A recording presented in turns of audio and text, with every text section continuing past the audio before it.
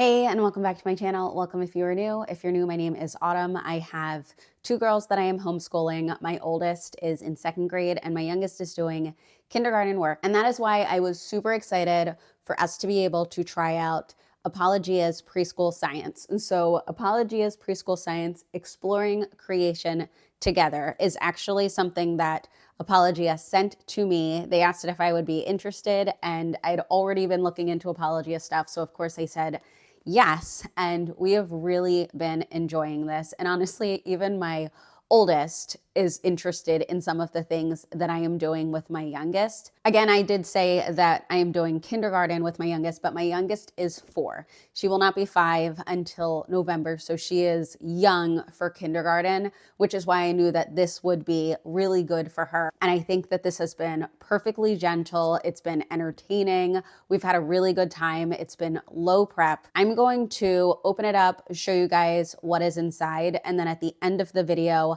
I will go through more of our personal experience. We have completed 2 of the 7 lessons in this curriculum, so I thought this would be a really good time to talk about our experience with Apologia Preschool Science. So this is a Christian preschool homeschool curriculum, and we have absolutely loved it. All you need is this one book. This book has everything. So as you can see, it has the intro, supply list, the lessons, and then this parent guide is in the back. So there's not a separate guide. There's not a separate book. That is what I mean when I say everything is in here. And then this supply list might seem like a lot, but if you really look at it, it's a lot of things that you probably already have. So you don't need everything, but looking at lesson 5, general craft items, looking at lesson 3 here, a photo of your child, vegetable oil, aluminum foil, like a lot of these things are things that you generally have.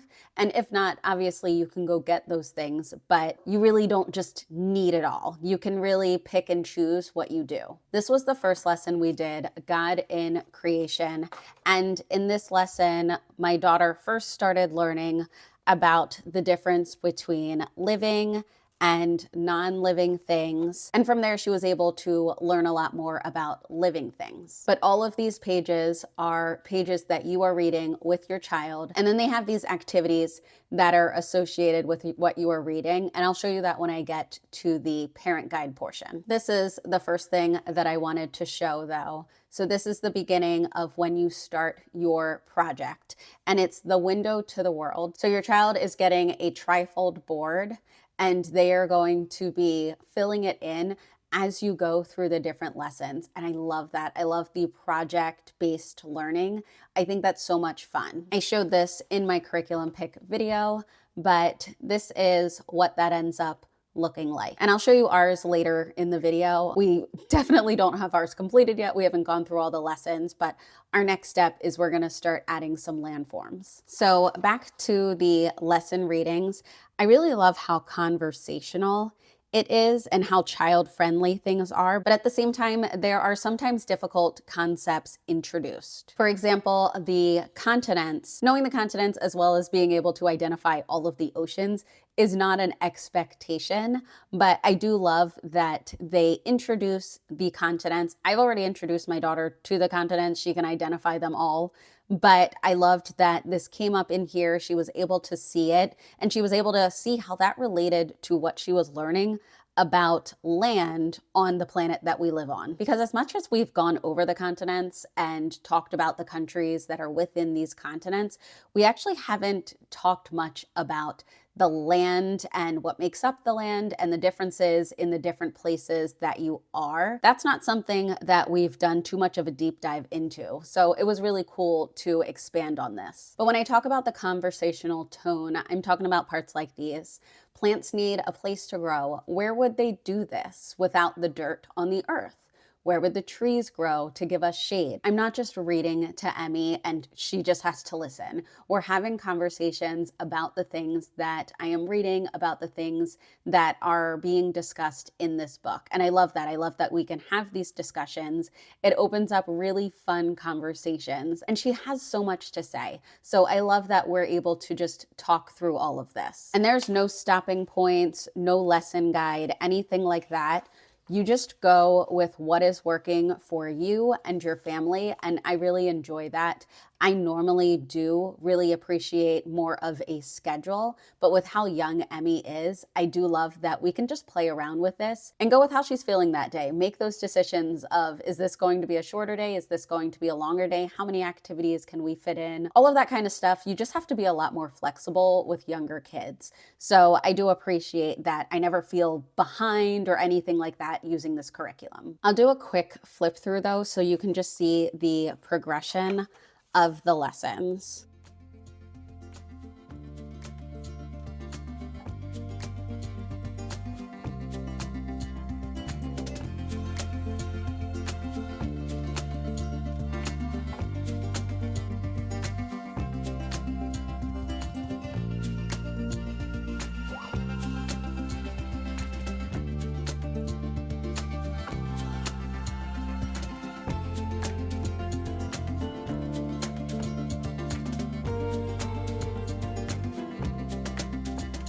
As you can see, 5 has been a pretty long lesson.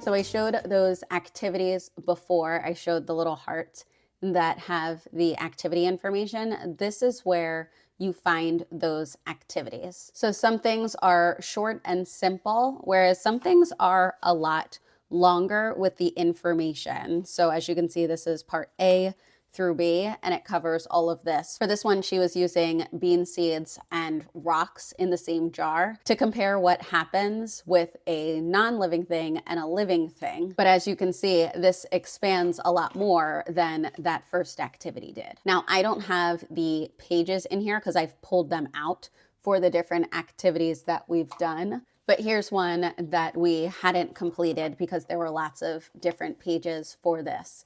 So sometimes the activities are very simple on a piece of paper, and other times the activities are more involved, like what I showed with the beans and the pebbles. And this here is where the project was introduced. So this is something that we're really just doing at our own pace, and that is encouraged. Again, I'll show you toward the end where we are with that, but we've basically gotten this far on the project. We've not yet started lesson 3, so you can see here the papers that I haven't pulled out yet. These are the different types of things. So this is a card game here that we will play together. Oh, and I love these. I love these little pockets that they create.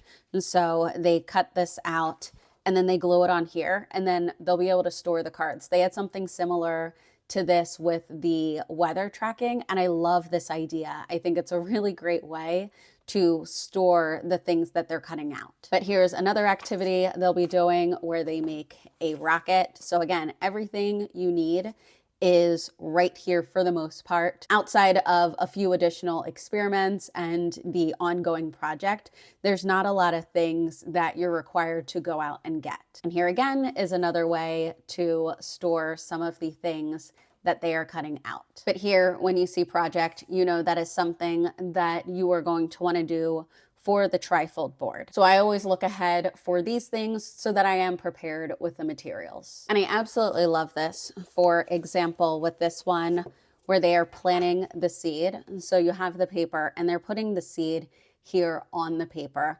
I like this because no matter what time of year you are doing this, you can do this. It's not that you have to plan out, oh wait, I have to actually plant this in the ground. I need to be doing this at a certain time. I really love that this is not specific to a certain season, a certain time of year. So I really do enjoy these different activities. When we did the weather activity, we started off in the summer. They gave all different sheets. So whether you were starting in the fall, spring, summer, or winter, you had the pages you needed, and we kept them so that we can keep tracking throughout the year because my daughter really enjoyed doing that. And I think that these types of concepts great for preschool, but also great for kindergarten. So even though this is preschool science, I really do think that this could be great for a kindergartner as well, because a lot of these topics are things that my daughter was doing in her first grade curriculum last year. And once they get through the different activities, there is a certificate of completion. And who doesn't love a certificate of completion? I know my daughter is going to be really excited when I fill this out for her. So that's the look inside. And again, we've really been having a good time. My youngest loves to just curl up on the couch with me so that we can read through. Honestly, the last time she was kind of zipping around the room while I was reading through, but normally she does like to just like sit up with me and we can just read through to just a stopping point. Normally I choose the stopping point ahead because I do like to plan out what we're doing. So I will plan it out in my planner when we are going to stop, but I have no problem being flexible. If she wants to go further, then we will go further. If she needs to stop sooner, we'll stop sooner. And that's one of the things that I do really like about this. It is not super rigid. We can kind of just make it what we need it to be for that day, because that kind of stuff changes every day with a 4-year-old. The next thing I'm going to talk about will be probably her favorite, but one of her favorite things was keeping track of the weather, which I was so surprised because we do our morning time, we look at the weather, we change it on our board, but having this tracker where every day she was putting, she was gluing, I almost said a sticker, but she was actually gluing a piece of paper on whether it was sunny or hot. She did that for summer. This is going to be our upcoming one, which is fall, but she really enjoyed doing this every day. I think it was more of ownership, like having this be hers that she was responsible for. I think she really enjoyed that. And so I was surprised that something so simple was just really exciting for her. What I think she's really going to love is the next part of the project that she is doing. I mentioned it in my science picks video, but this is one of the fun things that I'm really excited for. So she has this window to the world, and it's just a trifold board, but when you open it up, it's got the different layers we've learned about. So the sky, as well as the grass. Underneath the grass, we actually did like the soil. And underneath all of this is actually this blue tissue paper, because the concept was that the air is not just up above us. Air is all around us. It's in the soil, it's in the water. So I really liked that like visual representation of that, putting the blue tissue paper over the entire thing that was representing the world and then covering it up, but showing that, hey, it's still there. It's still within all of these things. I thought that was a really cool touch, but we will be adding to this a little bit at a time. Coming up this week, we are going to be adding our mountains, and the timing just really worked out perfectly for us because we were learning about landforms with Alani's science, and now we are going to be adding mountains to Emmy's science. So that's not something that was like super planned, but a lot of things really lined up. We were learning about the way that water flows in Alani's science, and that wrapped into exactly what we were doing with Emmy's science, where we were learning about water and the water cycle. When we move into the next lesson, which is the solar system, that's not going to line up or anything, but it was cool that like in this introductory period, things were just lining up almost perfectly, and the girls really caught on to that as well. But there are definitely some activities that you can put more time into. Like we went outside and collected dirt, and we were discovering the different things that are in the dirt that is in our area, stuff like that. But in the beginning, super simple, like a living and non-living sort. Something she really enjoyed, putting non-living things on one side, living things on the other. There was a scavenger hunt we did throughout our house for living and non-living things. I really enjoyed the progression, or I guess the sequence of the way that things are being taught. I've really liked that so far. And I really appreciate that even though they're not expecting kids to remember words like evaporation or condensation, they're still introduced. And I love that. I love that they introduce these vocabulary words, not with an expectation that kids are going to walk outside and be like, oh, this puddle is no longer here, Mom, that's evaporation. Like, that's not necessarily what is going to happen, but these words aren't going to be foreign when they come up again as they get older. And hey, some kids will really latch onto those vocabulary words. So here's their chance to see them, hear them, and get that exposure. But yeah, I feel like these things are introduced in such a gentle way. I just really appreciate that they are introducing these higher concepts and again, the higher vocabulary to kids at such a young age. And I had talked about the science that I'm using with Alani and how I really appreciate that I'm not shying away from the different projects or experiments or activities, crafts, whatever it is, because they're too complicated. And that's the same with this. I feel like so many of the things are really simple to do and they feel like they make sense. And I haven't really had any issue with us picking and choosing things to do and also bring in my oldest to be able to do them with us. We've had a lot of fun. So I do appreciate that there is the paper aspect where there are some things that are super simple. I'm pulling out a sheet of paper and we are figuring out the game or activity through that. But then every once in a while, there's an activity where we are doing some sort of experiment or being challenged to get outside. I've really enjoyed that. I think it's very age appropriate. And my youngest has loved that too. I definitely think some people could maybe possibly shy away from this because it says preschool science. But even if my daughter wasn't 4, like even if she wasn't a young kindergartner, I would still use this for kindergarten. I think that this would be great for the kindergarten level as well. I think there is enough of a challenge. I think there are things that are challenging enough, vocabulary that's challenging enough, concepts that are challenging enough, that even a 5-year-old who is closer to being 6 than 4 would really enjoy this. So even though it is preschool science, I think that this could also work great for kindergarten. And I've taught in the elementary school, so I've seen the different things that are done. And again, I think this would still be great. Another thing I really love is we do not do this curriculum. We don't use this curriculum every day. I only do 4 days of school at most with my youngest. And so 2 of those days are for our science curriculum. So even with that pacing, we have finished 2 of the lessons. And again, the lessons are basically like a unit. And so we've already finished 2 of the lessons. There are 7. So we will have no problem getting through these fun activities and all of the different things the curriculum has to offer, even though we're only doing it 2 times a week. I would say the one thing that I don't love is I actually don't enjoy having everything in one big book. Now, maybe it's because I'm used to having one thing that's like the parent guide for myself and then the other thing.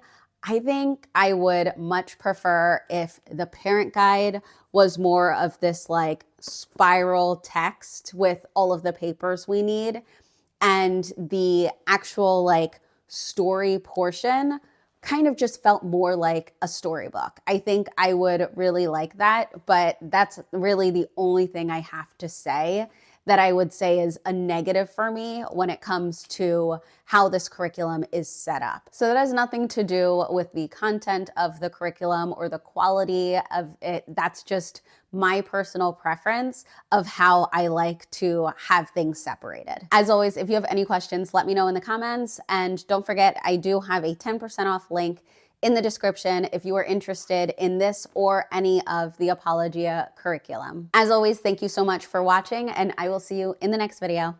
Bye.